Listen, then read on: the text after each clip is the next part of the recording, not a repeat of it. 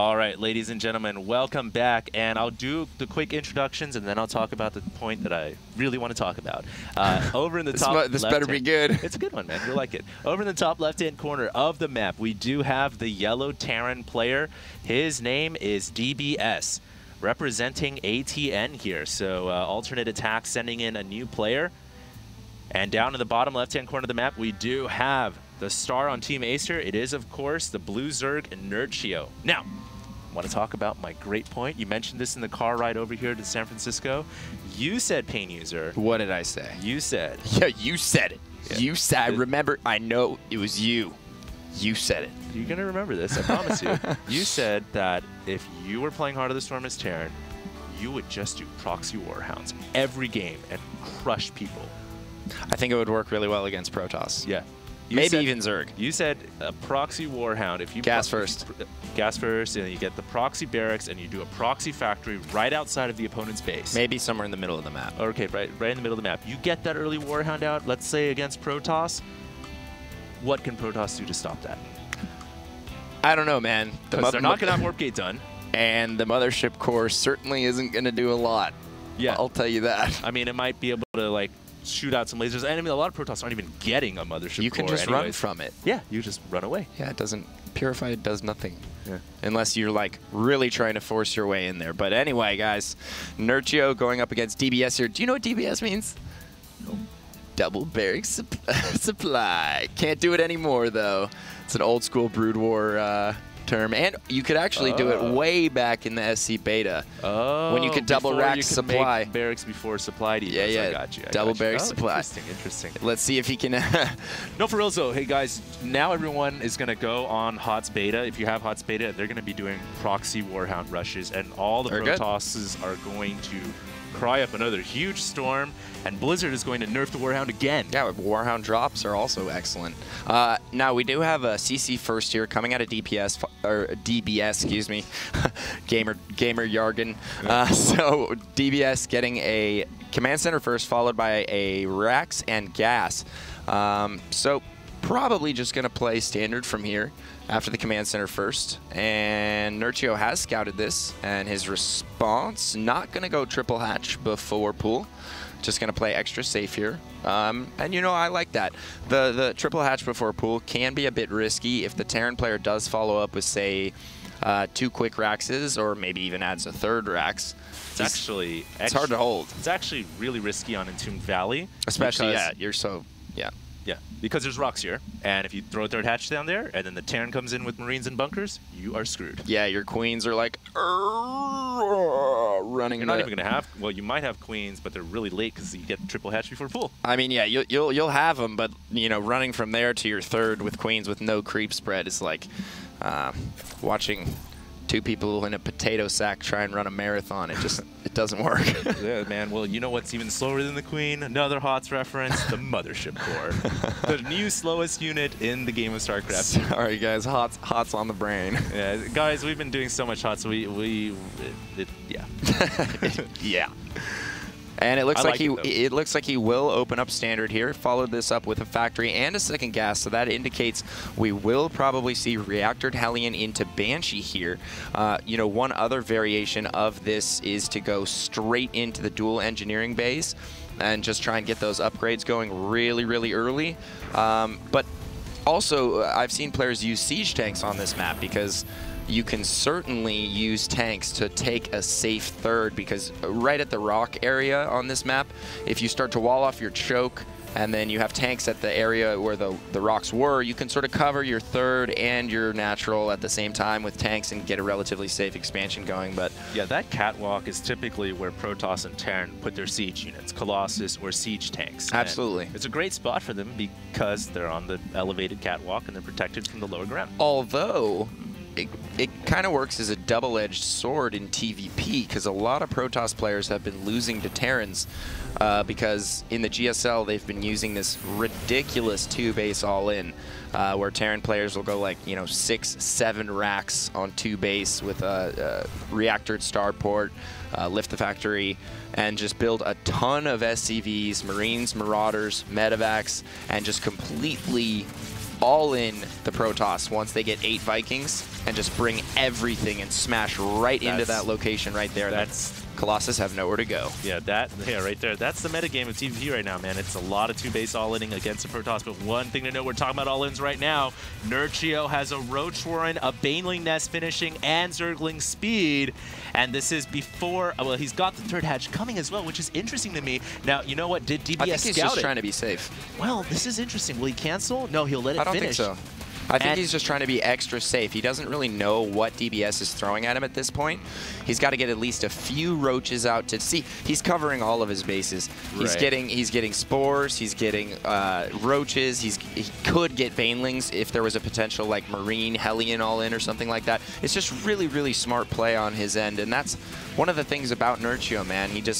He covers all the bases. He doesn't skip a beat, and that's so important as a Zerg player because, you know, if you can absorb a lot of aggression without taking too much damage, you almost always come out ahead by producing a wave of drones afterwards. That's really interesting, man.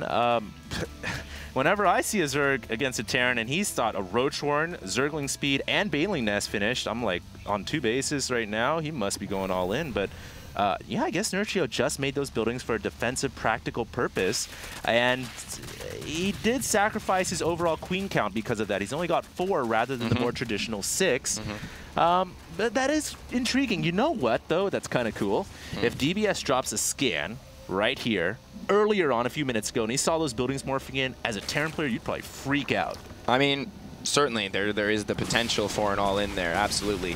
And looks like we have 2 Cloaked Banshees coming in here, so they are of the cloaked variety, trying to pick off some drones, really working at the drones on the gas right now, really wants to kind of hamstring his gas income, and I see no problem with that, just taking what he can get there. But really, I mean, the investment here with these Banshees and the Cloak, I mean, you as a Terran player, you gotta hope to do more damage than that. Now, if we take a look at DBS's base, he has been up to adding a 3rd orbital, gonna go ahead and take that 3rd, but he hasn't worked the rocks down yet.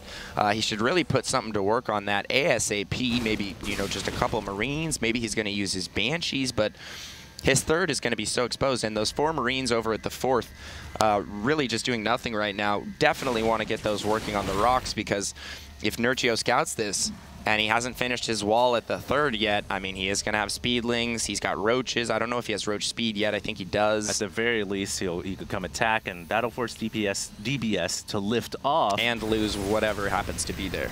Yeah, whatever SCVs may be there. For now, none. No population. But you're absolutely right. The rocks are not being worked down right now. No, not at all. And an Overlord is going to come in from Nerchio. He will see the command center. So now he knows what's up. It looks like 1 Overlord dying on the left-hand side. I love it when Terrans send Vikings to clear out the medevac drop lanes, because so do I, man. You do that, guess what, man? Now the Zerg's in the dark, and medevacs are so dangerous. Yeah, and it's just a great tactic to use before, you know, Overlord speed. Right.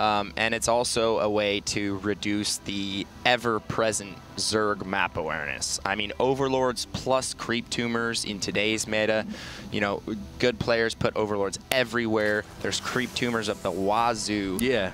You know, players are using Queens now out in the middle of the map to hold territory out there. And really, as a Terran player, it's so scary moving out at this time of the game. I mean, there's speedlings out there running around. It's like it's a dangerous world for a Terran out there. You want to really get everything in order before you move out, and it gives the Zerg the opportunity to get so much control of the map. So the Viking, just an extra little tool that a lot of really talented players have been using to clear up some of that map control. Yeah, that's a great point, man. And also the Banshees are nice because they can pick out creep tumors. And yeah, there is a slight run by of Zerglings here. Nice micro. Yeah, very nice micro by DBS, and it looks like he'll be okay because the medevac's also going to heal his workers, so he will run away here. But overall, only losing 3 SCVs, and you know, for the cost of that many Zerglings. What's going on with his wall over here at the 3rd? He's got 2 holes.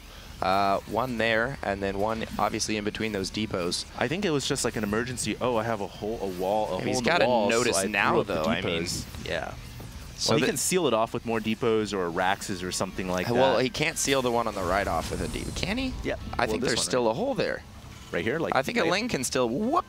go right on. I don't know. We'll see. Interesting. Well, I have no idea, but we'll find out. DBS also sending a Viking to the right-hand side to do exactly what you mentioned. There's a burrowed infester, though. What's up, Mr. Cats? Yeah. He does love his burrowed infestors, man. He loves burrow, period. It looks like DBS is moving out into the middle of the map right now, Pain User. Huge army, but he could get fungled. Oh, he pulls away at the last second. Beautiful pull by DBS, realizing the imminent threat of fungal growth.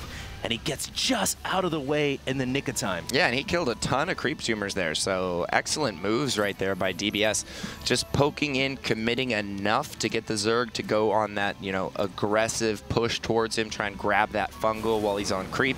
He went just far in enough and killed just enough creep tumors. I think if he had gone another inch, he would have been fungled, and he would have ultimately lost everything there, because Nerchio's army is absolutely humongous right now. It's pretty big. You got to factor in the infestors. I think one of the burrowed infestors did die. We got a drop going into the natural right now, though. Yeah, and two spores might actually pick off one of the Medevacs. No, they don't.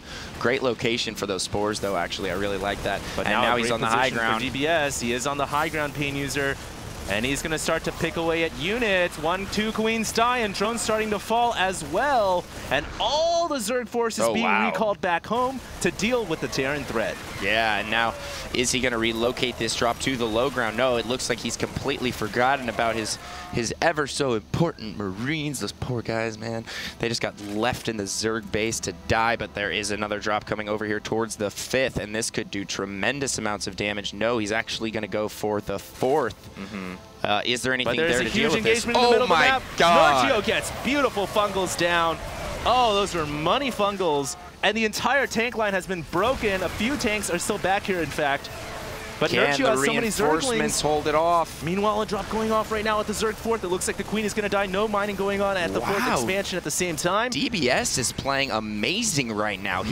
Take a look at the income tab. He's up to 85 SCVs, and he is pumping units up the wazoo out of so many Raxes and factories. His infrastructure is excellent. Yeah, and all of these are reactored, at least all the Raxes on the left. This is a ton of barracks production. He's also double producing tanks at the same time. His macro is on fire this game. And if we look, both players have quite a bit of gas banked up right now. 1.8K for Nerchio, 1.4K for DBS. So DBS definitely going to want to start investing some of that into Ghosts or medevacs. Upgrades. Or upgrades. Definitely. It looks like, oh, is he going to get the CC? Oh my God. That was so close.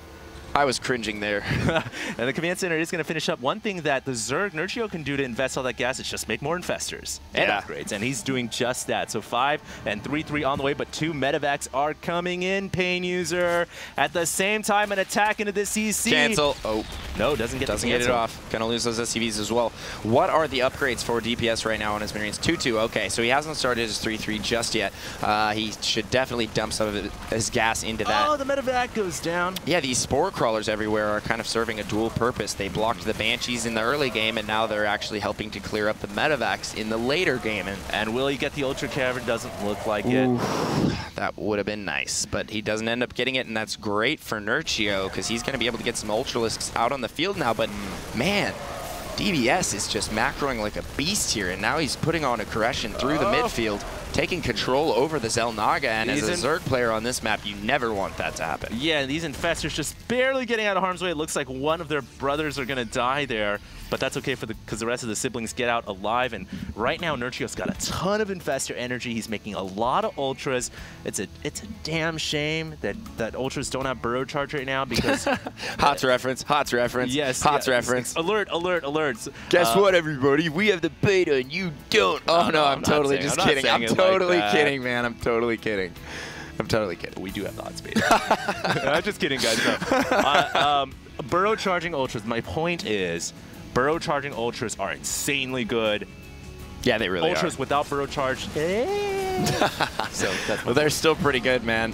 Especially when they're on creep, they soak up so much damage. And you know, if you can get an engagement against the Terran player in the midfield with those ultras, you can just do a ton of damage. But as is, you know, DBS is just dropping all over the friggin' place. He's just taxing Nerchio to the maximum. Here. He's gonna go in with everything, but the ultras are stuck in the back. Now the ultras finally getting up in the front. The infestor's getting great. Wow! But a lot of infestors got picked off right there. He was control firing them initially, and then we saw Nerchio immediately burrow those infestors. Brilliant move by him right there, because they were going down like flies.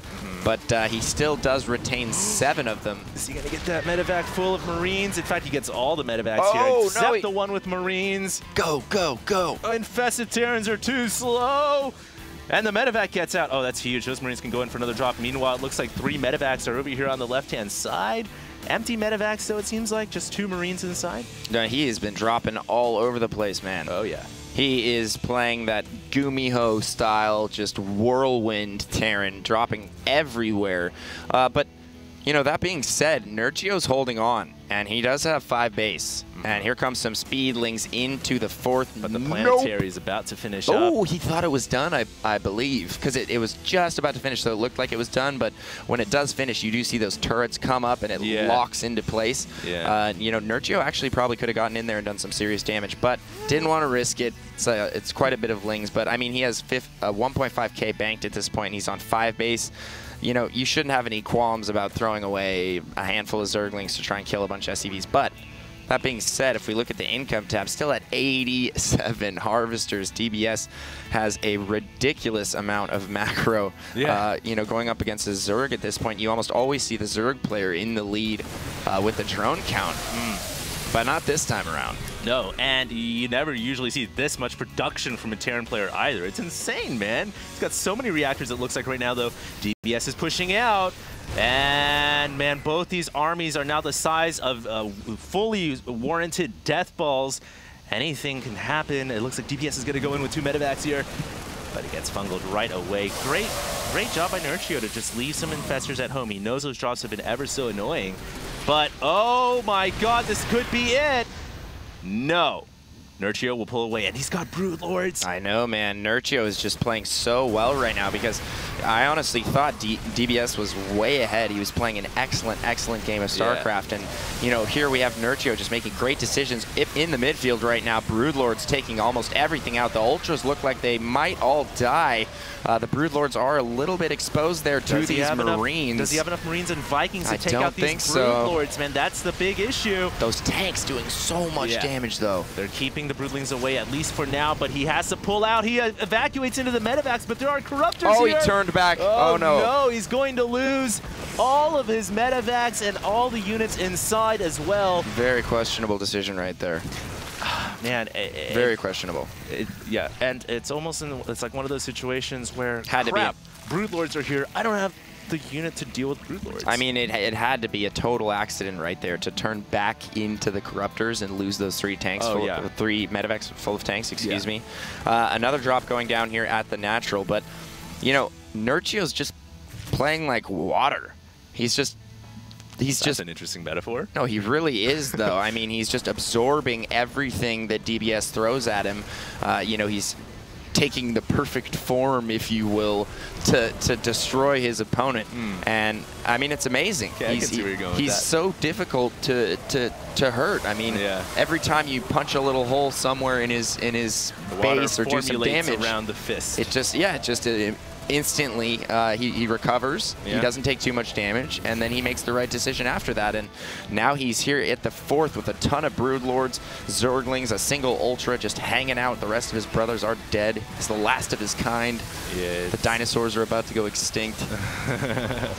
And endangered species, man. But I think this will probably be GG, so the last Ultra should be okay. Well, there's no shortage of Zerg species all over the 4th. There it is. GG, well played, says DBS. And what a great game. That was an excellent game of StarCraft right there.